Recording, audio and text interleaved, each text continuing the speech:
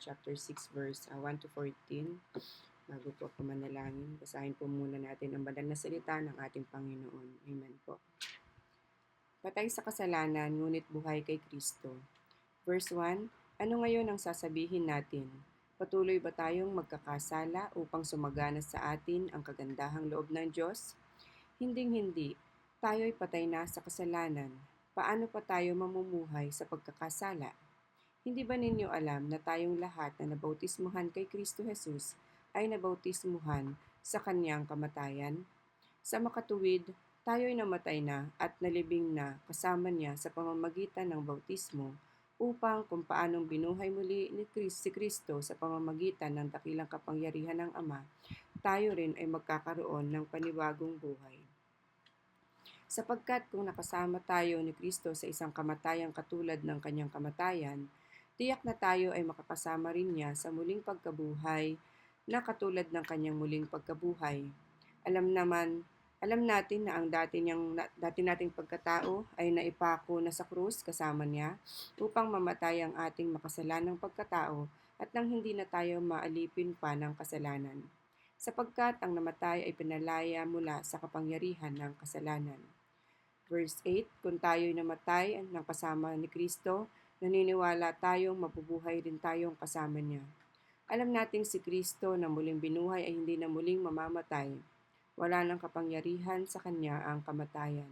Nang siya'y mamatay, namatay siya ng minsanan para sa lahat ng panahon dahil sa kasalanan. At ang buhay niya ngayon ay para sa Diyos. Kaya dapat din ninyong ituring ang inyong sarili bilang patay na sa kasalanan, ngunit buhay para sa Diyos sapagkat kayo'y nakipag-isa na kay Kristo Jesus. Verse 12, huwag na ninyong paghariin ang kasalanan sa inyong mga katawang may kamatayan upang hindi na ninyo sundin ang masasamang hilig nito. Huwag na ninyong ipailalim sa kapangyarihan ng kasalanan ang alinmang bahagi ng inyong katawan bilang kasangkapan sa paggawa ng kasamaan. Sa halip, pasakop kayo sa Diyos bilang mga taong namatay na at muling binuhay, at ihandog ninyo sa Kanya ang inyong katawan bilang kasangkapan sa kabutihan. Sapagkat hindi na dapat maghari sa inyo ang kasalanan dahil kayo'y wala na sa ilalim ng kautusan, kundi nasa ilalim ng kagandahang loob ng Diyos. Amen. Papuri po sa Panginoon sa pagkabasa po ng ating banal na salita. Tayo po manalangin muli. Hallelujah, Lord Jesus. Hallelujah, Lord. Muli po, Panginoon, nagpapasalamat po kami sa umagang ito, Lord God, na kami ay pinagtipon-tipon mo upang muli ka aming mapapurihan, mapasalamatan, maparangalan ang tanging pangalan mo, Panginoon. Maraming salamat, Lord, sa panibagong opportunity na ito, Lord God, na naibahagi ang iyong salita, mapagnilay-nilayan namin, Lord God, ang banal na mensahe mo para sa aming Panginoon. Patuloy nga po, Lord God, na pakalinisin mo po ang iyong lingkod. Alam kong hindi ako karapat-dapat sa iyong harapan, Panginoon. Ngunit, Panginoon, ako po nagsusumamo, Lord God, na patawarin sa lahat ng aking mga gawang kasalanan, Panginoon, sa isip, sa salita at sa gawa. Paging karapat-dapat sa iyong harapan, Panginoon, ngayon na maihayag ang iyong banal na mensahe. At ikaw, Panginoon, ang siyang manguna, Lord God. Ikaw ang siyang maghayag, Panginoon. Itago mo lamang po ako sa iyong likuran. Gamitin mo lamang po ang aking mga bibig, Panginoon. Hindi ko po ito kakayanin kung wala po ang leading ng Holy Spirit, Panginoon. Kaya, Lord, Holy Spirit, ikaw po ang siyang manguna, ikaw po ang siyang mahayag. Tunay nga pong isa o dalawa ang nagkakatipon sa iyong pangalan, ikaw po ay nasa aming kalagitnaan. Kaya patuloy mo po kaming gabayan, bigyan ng wisdom, knowledge, and understanding na ang bawat isa rin na makikinig, Panginoon, ay meron ka rin kapahayagan, Panginoon, sa kanilang puso, Lord God. Tulungan mo kami nga isabuhay ang lahat na matututunan po namin ngayong umagang ito, Panginoon, at maihayag namin sa aming kapwa. Maraming salamat, Lord, sa magandang internet connection na ipagkakaloob mo, Panginoon, upang hindi makadistract, Panginoon, sa gawaing ito, Lord God, at sa mga kasama namin na wala pa rito. Patuloy mo nga po silang paalalahanan, Panginoon, sa iyong gawain sa oras na to. Maraming salamat, Lord. Muli, ikaw po siyang mangunat gumabay sa amin, maging sentro ng gawain ito. In the mighty name of Jesus Christ, our Lord and Savior. Amen and amen. Ayan, so tayo po ngayon ay dadako muli sa Romans chapter 6 verse 1 to 4 na kung saan po pinapakita dito na yung sin's power is broken. And believers are dead to sin and alive to God. So makita po natin dito sa verse 1 to 4 na isang bagong buhay kasama ang buhay na Diyos. So meron lamang po akong apat na point na naisulat dito no po. So una, walk in newness of life. So ayan, alam naman po natin na minsan mas maganda rin kasing basahin yung sa English kasi minsan iba rin yung pagka-deliver doon sa pagka English and Tagalog. So dito sa chapter sa verse 1 to 4, ayan, pinapakita dito kung paano ba tayo nabaptize into Christ no po, into Christ Jesus. So balikan lang po natin yung mensahe ni Pablo sa mga gawa chapter 2 verse ni Pedro chapter gawa chapter 2 verse 38 to 41. So ang isang bagong buhay, sumagot si Pedro sa kanila, so magsisi ang bawat isa sa inyong mga kasalanan at magpabautismo sa pangalan ni Hesus Kristo at mapapatawad ang inyong mga kasalanan at matatanggap ninyo ang regalo ng Diyos na walang iba kundi ang banal na Espiritu. Marami ang naniwala that time doon sa gawa chapter 2. Madaming naniwala sa kanyang mensahe at nagpabautismo agad sila. Ng araw na yon, mga 3,000 tao na dagdag sa mananampalataya. Nang tanungin naman ng mga tao si Pedro kung ano ang kailangan nilang gawin bilang tugon sa kanilang pangaral, ito ang kanyang sagot: magsisi, magpabautismo at tanggapin ang kaloob ng banal na Espiritu.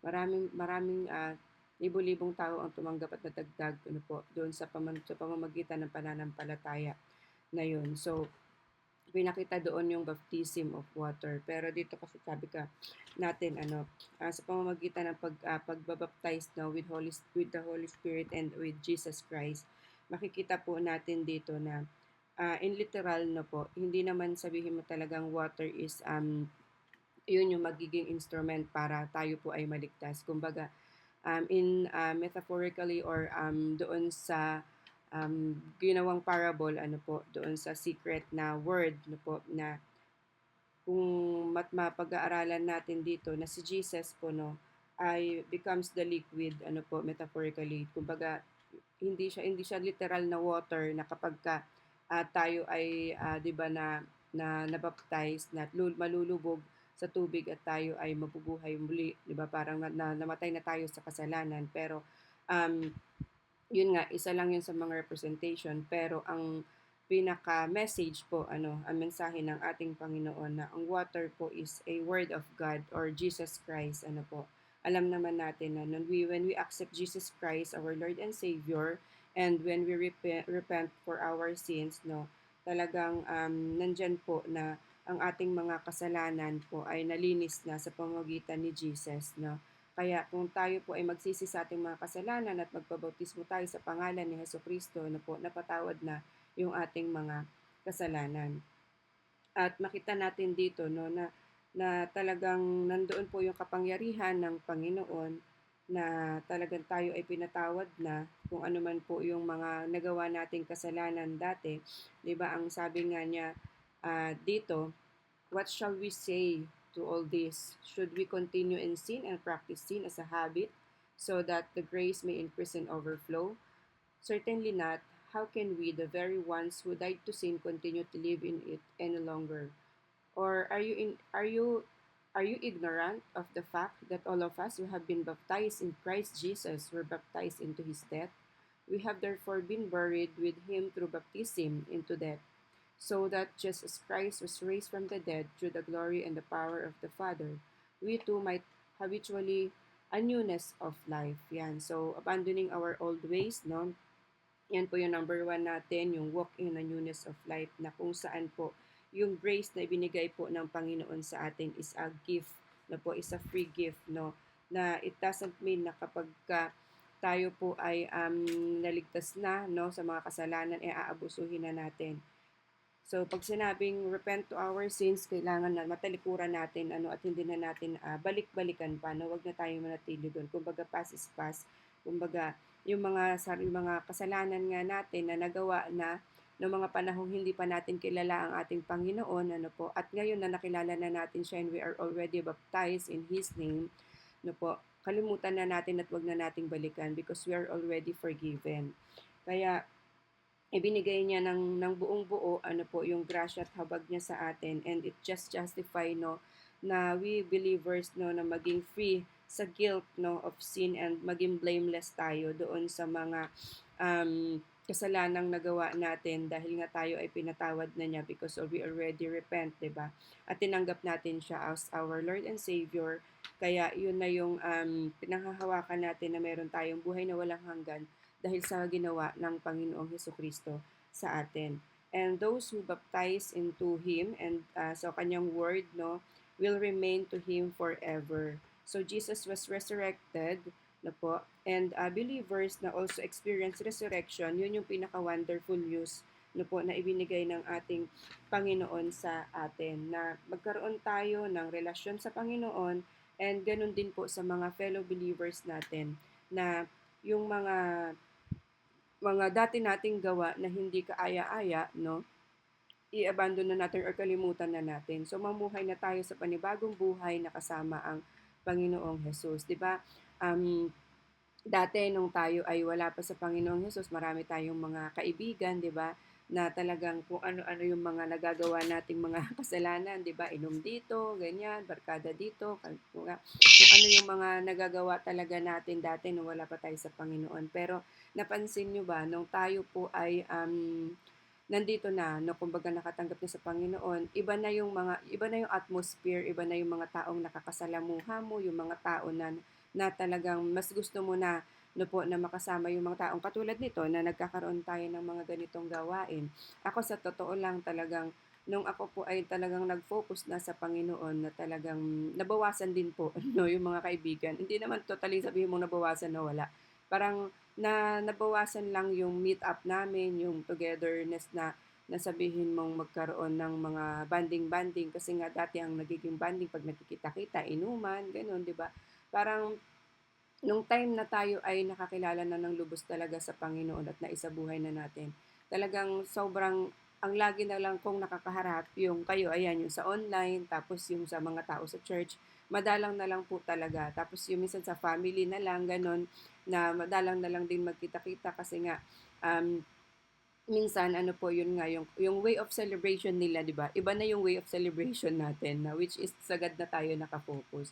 So yun yung kinaganda ano kapag ka tayo po ay nasa Panginoon, na ipinapakita na kapag ka nabaptize na tayo, no, na tatalikuran na natin yung mga dati nating pamamaraan ng pamumuhay, at sisimulan natin yung pamumuhay na may pagsunod kay Kristo. So isa yun sa mga nakakatuwa no na revelation ng Panginoon sa atin, na yung mga old ways ano kalimutan na natin, at mamuhay na tayo kung paano tayo makakasunod kay Kristo. So, yun, isa pa sa mga example na pagsasabuhay natin, dahil nga ako po ay may tindahan, alam ko na i-share ko natin to dati, na po, nung tayo ay talagang nakakaintindi na sa will ng Panginoon, yan, sa tindahan ko, wala ng sigarilyo, wala ng alak. Kumbaga, marami ang nagtatanong kasi syempre madami, kumbaga yun yung malaking ano yung malaking kita, 'di ba?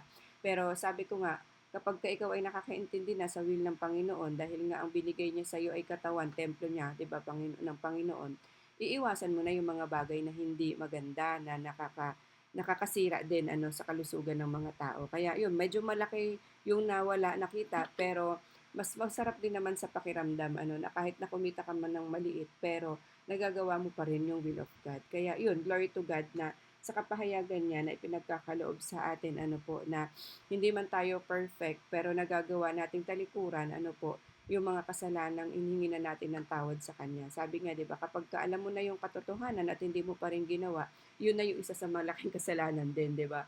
Yung hindi ka pa nakakaunawa dati, nakakagawa ka ng kasalanan, parang okay pa yun, given pa, dahil nga hindi mo pa kilala si Jesus at hindi mo pa alam, 'di ba? Pero ngayong alam mo na yung katotohanan, tapos patuloy ka pa ring lumalakad, ano po, yun, isa na yun sa mga nagdadala sa'yo sa kasalanan. Kaya we are already forgiven, na binigay ni Jesus Christ yung kanyang buhay para sa atin. Kaya mamuhay tayo ng naaayon sa nais niya para sa buhay natin. Ano? So sa verse 5 po ano hanggang verse 11, ayan, sa verse 5 to 7, yung number 2 natin, yung number 1 natin kanina is a walk in a in newness of life, and number 2, permanently united with Christ. So Ito na yung ito sa yung number sa verse 5. For if we have become one with Him, permanently united in the likeness of His death, we will also certainly be one with Him and share fully in the likeness of His resurrection. We know that our old self, or human nature without the Holy Spirit, was nailed to the cross with Him in order that our body of sin might be done with, so that we would no longer be slaves to sin. For the person who has died with Christ has been freed from the power of sin. So pinakita dito kung papaano po tayo makipag-isa kay Heso Kristo na siya po ang talagang kasama natin na yun nga yung old self natin na sinasabi natin na yung human nature na ginagawa natin dati na wala pa tayo, hindi pa na tayo nakikinig sa leading ng Holy Spirit, ano po, na talagang napako na tayong kasama, napako na yung kasalanan natin na yun, nakasama ang Panginoon, ano, hindi na tayo alipin ng kasalanan.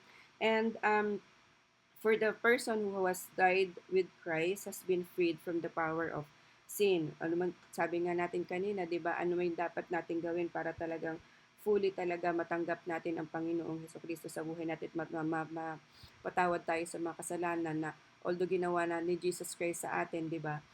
Tayo ngayon as a believers, kailangan nating magsisi sa mga kasalanang nagawa natin, and ayun nga, magpabautismo sa pangalan ng Panginoong Yesus and sa kanyang mga salita na siyang patuloy po na lumalakad po sa buhay natin, at tanggapin natin ang kaloob ng banal na espiritu.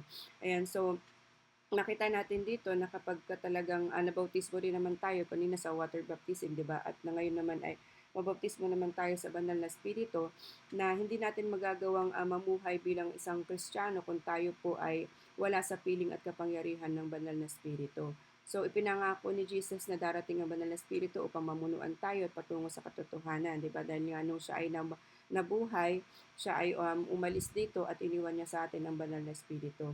Sabi nga sa John 16 verse 7 to 13, para sa kabubuti ninyo ang pag-alis ko, hindi dahil paparito sa inyo ang tagatulo kung hindi ako aalis, pero kapag umalis na ako, ipapadala ko siya sa inyo. Pero pagdating ng banal na espiritu na siyang tagapagturo ng katotohanan, tutulungan niya kayo para maintindihan ninyo ang lahat-lahat ng katotohanan.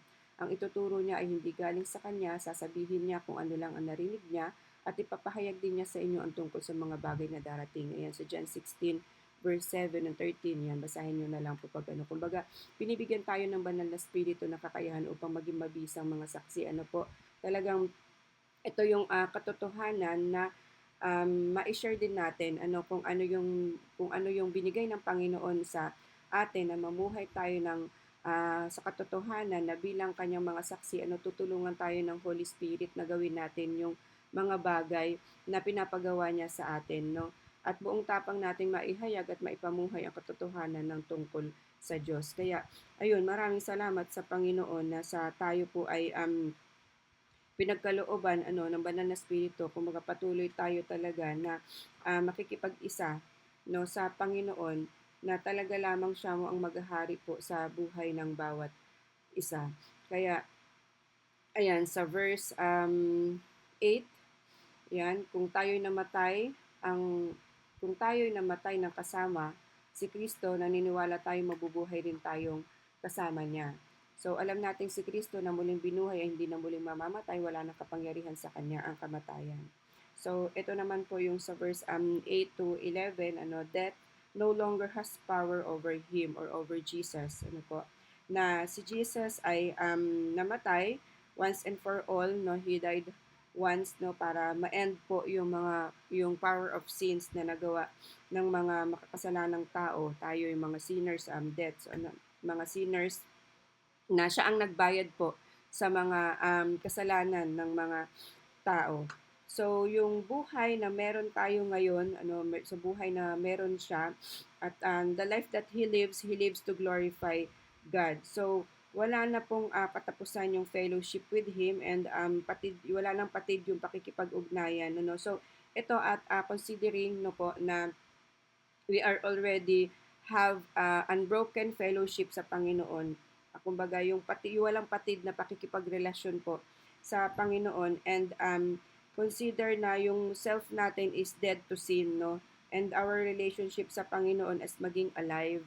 Kumbaga nandoon yung pagkakataon na pinagkalooban po tayo na nung siya ay namatay no po, nung siya ay mamatay, namatay siya ng minsanan para sa lahat ng panahon dahil sa kasalanan at ang buhay niya ngayon ay para sa Diyos. So ganun din tayo na nung tayo po ay namatay na sa mga kasalanan at tinanggap na natin si Jesus Christ as our Lord and Savior, yung buhay po natin ngayon ay para na sa Panginoon. Lahat po ng gagawin natin is to glorify Him. Ano po?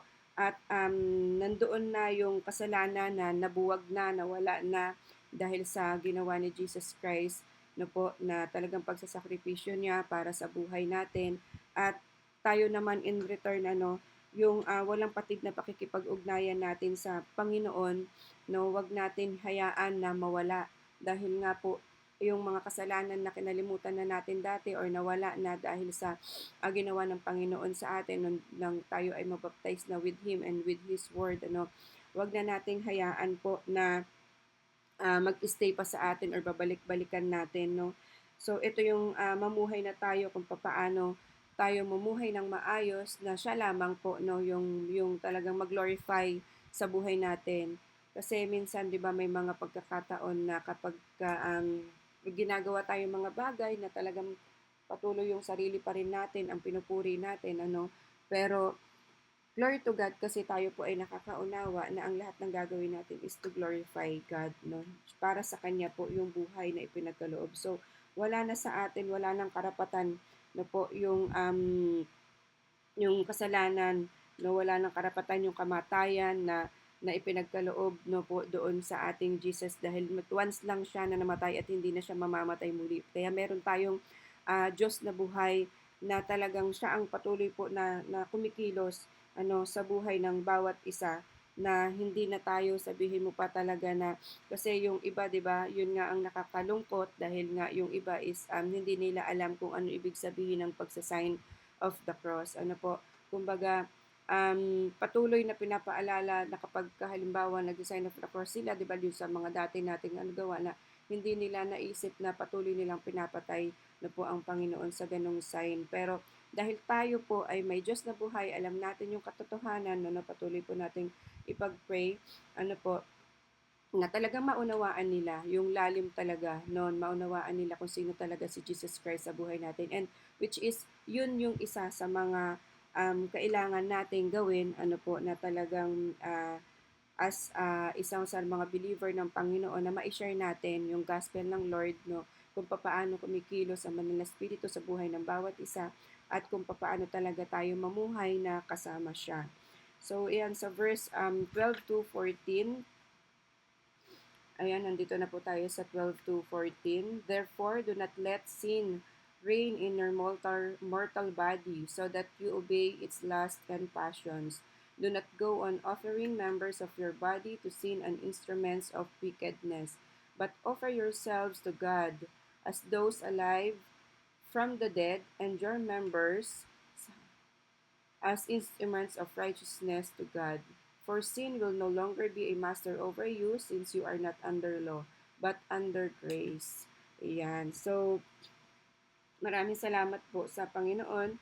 Ayan, sa ating number 4 naman is sin will no longer be a master over you. And sin will have no dominion over you. Wala nang karapatan po ang kasalanan na ito sa buhay natin sapagkat binigay na ng Lord sa atin po yung karapatan na mamuhay tayo sa katotohanan na wag na nating paghariin pa yung kasalanan sa mga katawan natin po na um, anumang bahagi ng katawan natin wag na nating hayaan na magkasala kasi 'di ba kumbaga sa mundong ito 'di ba um, minsan talaga yung parte ng mga katawan natin nagkakaroon pa ng mga kasalanan 'di ba?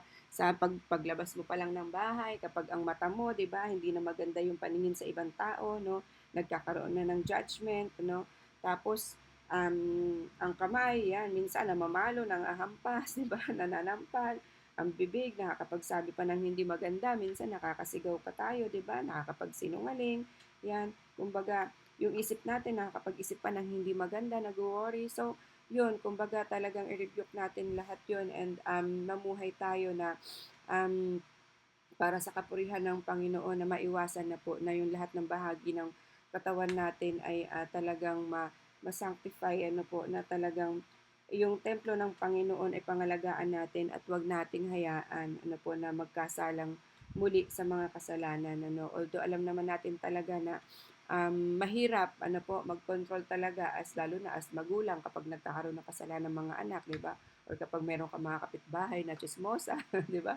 Or meron kang mga nasa paligid na hindi kayaya. Pero yun lang, glory to God kasi kumbaga tayo no as a believer na nakakaunawa na sa Panginoon, we offer ourselves to God no na in a decisive act no po na doon sa mga taong nabuhay ng muli, ano po, from the dead, na meron tayong panibagong buhay na makapagpasya tayo ng maayos, no, naaayon sa Panginoon.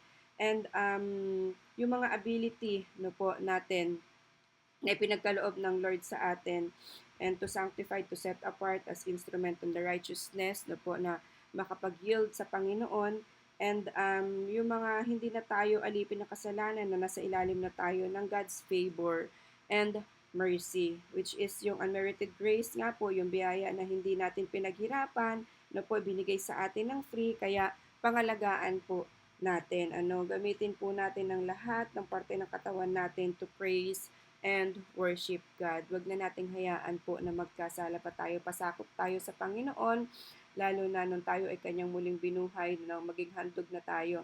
No, ang katawan natin ay maging handog na bilang kasangkapan na sa kabutihan. Ano po, kaya dapat na maghari po tayo, maghari po ang Panginoon sa buhay natin at wag nating hayaan na maghari po ang kasalanan. Dahil tayo po no, nasa under na ng grace and favor ng Panginoon at ang biyayang ipinagkaloob niya sa atin for free. Kaya ayun, maraming salamat po sa Panginoon at alam ko naman pong napakalinaw na po ng mensahe sa atin ng verse 1 to 14 na pinakita lang kung papaano po talaga tayo na namatay sa kasalanan ngunit buhay kay Kristo dahil nga when we accept our Jesus Christ, our Lord and Savior, tayo po ay nawala na sa mga kasalanan na namuhay dati po at kasama natin ang buhay na Diyos no po na siyang patuloy po na lumalakad sa buhay ng bawat isa. And for our conclusion, ayan, so God is good sa mga buhay po natin na hindi niya tayo hinayaan na mamuhay pa sa mga kasalanan. Nagpakilala siya sa atin na isa siyang buhay na patotoo na tayo ay may Diyos na buhay at hindi patay. Kaya nga 'di ba kapag tayo ay nag-pray at nagsasabi sa ibang tao na talagang ang Diyos natin ay buhay at hindi patay, hindi siya yung katulad ng ibang paniniwala ng iba kaya ipahayag natin no sa ibang tao yung kabutihan ng Diyos upang makilala nila ng lubos ang ating Panginoon at muli magsisi din sila at mamuhay ng walang hanggan. Magsisi sila sa kanilang mga kasalanan at mamuhay sila ng walang hanggan kasama ang Diyos, which is kasama rin tayo to all our na mga believers na patuloy tayo na ipagpatuloy no yung pamumuhay na kasama ang Panginoon. 'Di ba sabi nga hindi naman nakikita doon kung paano ka nagsimula, kundi kung paano tayo magtatapos na nawadatnan tayo ng Panginoon na talagang masasabi niya na we are a wise and faithful servant. Kaya ayan, patuloy lang natin gawin talaga kung ano yung will ng Panginoon sa atin. Sabi nga sa Matthew 29 at 28:19, go therefore and make disciples, baptizing them in the name of the Father and of the Son and of the Holy Spirit. So binigyan tayo po ng pagkakataon po na ma-share yung gospel ng Panginoon. Binigyan tayo ng banal na spirito ng kakayahan na ipahayag po yung ebanghelyo saan man tayo magtungo. Binigyan niya tayo ng kakayahan na maging mabuting saksi. Kaya kung ano yung kailangan nating gawin, na po mamuhay tayo sa katotohanan bilang saksi at tutulungan tayo po ng banal na spirito. Kaya yun, maraming salamat po sa Panginoon at maiksi lang naman din po talaga at alam naman po natin na hindi na tayo na alipin ng kasalanan but we are under the grace and favor, mercy ng Panginoon. Wag din po nating samantalahin at abusuhin po. Kumbaga talagang hindi naman ibig sabihin na ginawa ng Panginoon sa atin na okay na tayo na magkaroon ng kasalanan, 'di ba? Kailangan pa rin po nating pagsumikapan, i-work out yung ating salvation dahil nga sabi 'di ba, yung unang pagdating ng Panginoong Hesukristo nilinis niya yung ating mga kasalanan po. Pero sa kanyang muling pagbabalik, sa kanyang second coming, yun na yung salvation na talagang makakamit natin kapag talaga tayo ay nagpatuloy sa Kanya at madatnan niya talaga tayo na talagang fully na nagsiserve sa Kanya at ginagawa natin yung will of God. Kaya hindi na kailangan na mamuhay tayo sa mga kasalanan na nagawa natin. Ano po, patuloy nating ipanalangin ang buhay ng bawat isa na tayo po ay lumakad no, sa katotohanan na ang Diyos na buhay natin na lamang siya ang tangi nating pagkatiwalaan at sa lahat ng mga challenges no na gawa ng kaaway ay lahat po ay ano natin, ma-overcome po talaga natin. Kaya ayun, maraming salamat po sa Panginoon at baka ang iba naman ay meron pang ma-share at kapahayagan ng Panginoon para may oras pa po tayo na mag-sharing. Yan. So sige po, tayo po ay manalangin. Hallelujah, Lord Jesus. Hallelujah, Lord. Muli po, Panginoon, nagpapasalamat po kami, Lord God, sa katagumpayan po ng gawain ito na ikaw lamang po, Panginoon, ang siyang nanguna at ikaw ang siyang nahayag. Maraming salamat, Lord, sa buhay ng bawat isa na ipinagkaloob mo po sa umagang ito sa buhay po ni Sister Billie Jean, ni Nanay Selena, ni Sister Annalisa, ni Nanay Andrea, Sister Beb, ni Sister Grace, Panginoon. Maraming salamat, Lord God, na patuloy nga pong ikaw ang siyang manguna sa buhay ng bawat isa, Lord.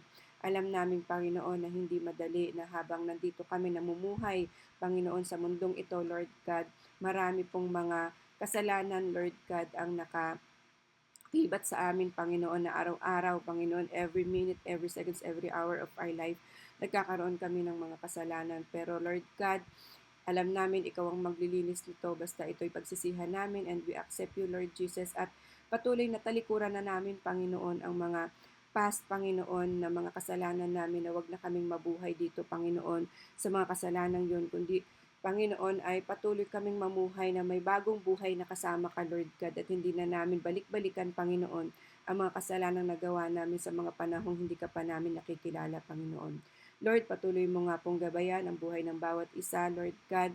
Ano man po yung mga pinagdadaanan ng bawat isa, Panginoon, ikaw ang siya nakakakita ng puso at isip ng bawat isa. Huwag mo pong hayaan, Panginoon, na mamuhay kami sa mga kasalanan, Lord God, at patuloy kami, Panginoon, sa katotohanan na ikaw lamang ang Diyos na buhay, Panginoon, ang siyang makakapagligtas sa aming Panginoon. Hindi ang mga gawa namin, Panginoon, kundi yung grace and mercy mo, Panginoon.